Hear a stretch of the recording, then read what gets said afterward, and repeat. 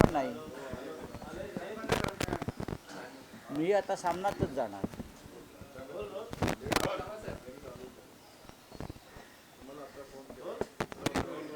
खराबाची police कोठडी संपत आहे. पाहिलं तर 1,500 कोटीची ईडी चौकशी करणार का? व्याप्ती हवाल्याच्या देखरेखीपर्यंत घेतली. बघा ते चालतच राहणार. तपास चालू राहू द्या. आपण का उत्तर देणार त्याच्यावर? त्याच्यावर उत्तर सरकारनेच द्यायला पाहिजे, कारण तो सरकारी माणूस आहे. तो सरकारी माणूस आहे ज्याच्या पाठीशी 40 आमदार आहेत, खासदार आहेत, महिला आयोगाचे अध्यक्ष आहेत, मुख्यमंत्री उपमुख्यमंत्री आहेत. अशा महान महात्म्यावरती आम्ही काय उत्तर देणार? सरकारला विचार आहे प्रश्न. रावसाहेब सरकार म्हणतंय की गॅसचा तुटवडा नाही, मात्र अकोल्यामध्ये गॅसच्या रांगेमध्ये एका वृद्धाचा मृत्यू झालेला आहे. बघा, राज्याचे मुख्यमंत्री देवेंद्र फडणवीस यांनी असं म्हटलं आहे की लॉकडाऊन, गॅस टंचाई वगैरेची अफवा पसरवणं हा अपराध आहे, त्याच्यावर दंडात्मक कारवाई केली जाईल. पण महाराष्ट्रामध्ये ठिकठिकाणी गॅसच्या रांगेमध्ये मारामाऱ्या,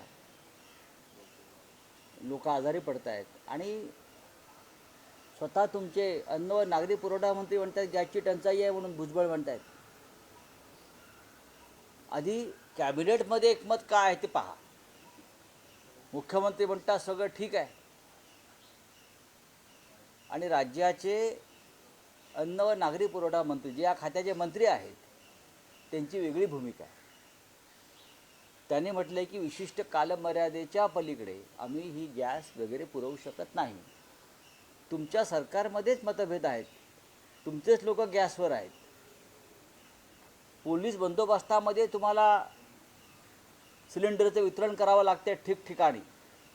हे कसलं लक्षण आहे? या अफवा कोण पसरवत आहे? या अफवांचा उगम गुजरातमधून झालेला आहे. सगळ्यात जास्त रांगा या गुजरातमध्ये लागलेल्या आहेत. जसं नोटबंदी होण्यासंदर्भातली पहिली माहिती ही गुजरातमध्ये कळली आणि गुजरातमध्ये 8 दिवस आधीच लोकांनी बँकेत रांगा लावून आपले काळा पैसा आत टाकला. कुठे कुठे अमित शहांच्या बँकेमध्ये म्हणजे एका तासामध्ये 500 कोटी रुपये जमा झाले. त्या राज्यामध्ये गुजरातचे गृहमंत्री आणि प्रधानमंत्री असल्यामुळे त्यांनाही बातमी लवकर कळते. गुजरातमध्ये त्या रांगा लागलेल्या आहेत, त्याच्यामुळे महाराष्ट्रामध्ये धास्ती. लॉकडाऊन लागेल, टंचाई होणार आहे, हे गुजरातवरून आलेलं हवा आहे. बरोबर आहे. गुजरातमधल्या रांगा जर आपण पाहिल्यात पेट्रोल पंपावरच्या किंवा गॅस, तर मोठे मोठे पाण्याचे ड्रम घेऊन लोक रांगेत उभे आहेत. पहा तुम्ही चित्र. तर जर गुन्हा दाखल करायचा असेल मुख्यमंत्र्यांनी तर गुजरात राज्याविरुद्ध करावा की देशभरामध्ये टंचाईची अफवा पसरवल्याबद्दल. अशोक खरातच्या मागे मोठमोठी मंडळी आहेत, सरकार आहे, मुख्यमंत्री आहे, 40 आमदार आहेत. थोडक्यात सरकार अशोक खरातच्या मागे असं म्हणतात. सरकार जर अशोक खरातच्या मागे नसतं तर हे जे 40 आमदार, खासदार, मंत्री जे तिथे सेवा करायला जात होते त्यांची यादी सरकारने जाहीर केली असती. भोंदू बाबापेक्षा भोंदू बाबाला प्रतिष्ठा देणारे राज्यकर्ते आणि राजकारणी अधिक महत्त्वाचे असतात, अधिक गुन्हेगार असतात. लक्षात घ्या. भोंदू बाबा तर आहेच, पण त्या भोंदू बाबाच्या चरणाशी जाऊन सेवा करणारे जे आहेत, विधी करणारे जे आहेत, त्या राज्यकर्त्यांना अधिक अपराधी मानायला पाहिजे. त्याच्यामुळे अशा सगळ्यांची यादी जाहीर व्हायला पाहिजे. तुम्ही इतर गुन्ह्यामध्ये सहआरोपींची नावं देता ना, पोलीस देतात ना. इतर लहान सहान गुन्ह्यामध्ये, मोठ्या गुन्ह्यामध्ये गुन्हेगारांना मदत करणाऱ्यांची नावं देतात, त्यांना अटक करतात, त्यांना चौकशीला बोलवता. इथे दीपक केसरकरांना बोलवलं चौकशीला, तटकरांना बोलवलं चौकशीला, रुपाली चाकणकरांना बोलवलं चौकशीला, उपमुख्यमंत्री एकनाथ शिंदेंना बोलवलं चौकशीला, राधाकृष्ण विखे पाटील यांना बोलवलं चौकशीला. विचारा तर खरंच मी तिथे का गेला होतात, तुम्ही कोणते विधी केलेत, त्यातून तुम्हाला काय फायदा झाला, तुम्ही त्यांना किती पैसे दिलेत, पैसे कुठून आणलेत. पोलिसांना जर काही प्रश्न विचारण्यात अडचण असेल तर मी त्यांना प्रश्नावली निर्माण करून देतो. पण सरकार जर पाठीशी नसेल, प्रश्न विचारला पाहिजे की अमित शहा यांच्यापर्यंत अशोक खरातना कोण घेऊन गेलं. अमित शहा यांच्यापर्यंत अशोक खरातला कोण घेऊन गेलं. चंद्रकांत दादा पाटील यांच्यापर्यंत अशोक खरात कसा पोचला. फोटो कोणी कोणाबरोबर काढू शकतो असं मुख्यमंत्री म्हणतात. मी मुख्यमंत्र्यांच्या मताशी पूर्ण सहमत आहे. तरीही माझा प्रश्न आहे, आपण राज्याचे मुख्यमंत्री आहात, अशोक खरातसारखा भोंदू बाबा राज्याच्या मुख्यमंत्र्यांपर्यंत कसा पोचला. देवेंद्रजींकडे कोणीतरी मध्यस्थ आहे, कोणीतरी दलाल आहे जे या सरकारमध्ये सत्तेमध्ये या भोंदू बाबाला प्रतिष्ठा देतं. अशोक खरात मंत्रालयामध्ये कसा पोचला. अशोक खरात अनेक मंत्र्यांच्या कामात कसा हस्तक्षेप करू शकत होता. माहिती द्या ना आम्हाला. नुसते त्याचे ते व्हिडिओ पोलीस घेऊन चाललेत आणि कायद्याचा बालेकिल्ला अमुक अमुक जिल्हा. हा तपास फक्त एका व्यक्तीपुरता मर्यादित नसून महाराष्ट्राच्या प्रतिष्ठेशी संदर्भात आहे.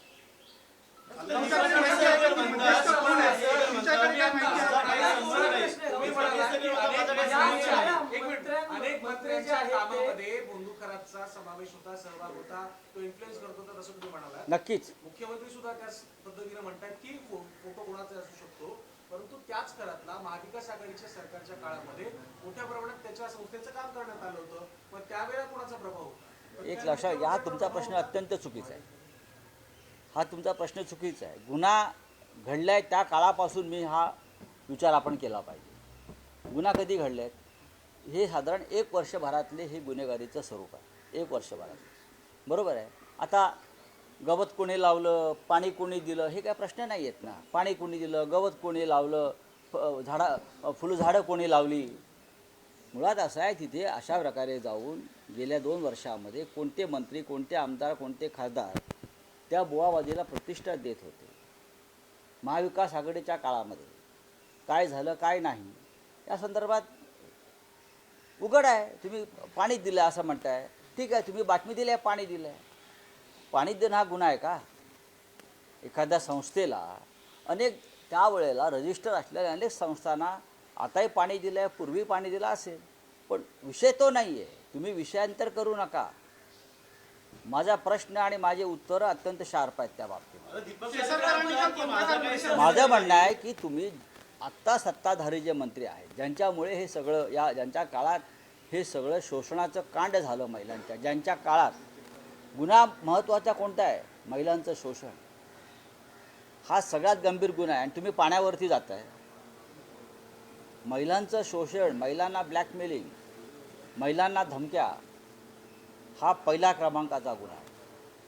त्यानंतर हे गुन्हे दडपण्यासाठी सरकारने केलेले प्रयत्न, सरकारमधल्या लोकांनी, हा त्याहीपेक्षा भयंकर गुन्हा आहे. चर्चा याच्यावरच व्हायला हवी.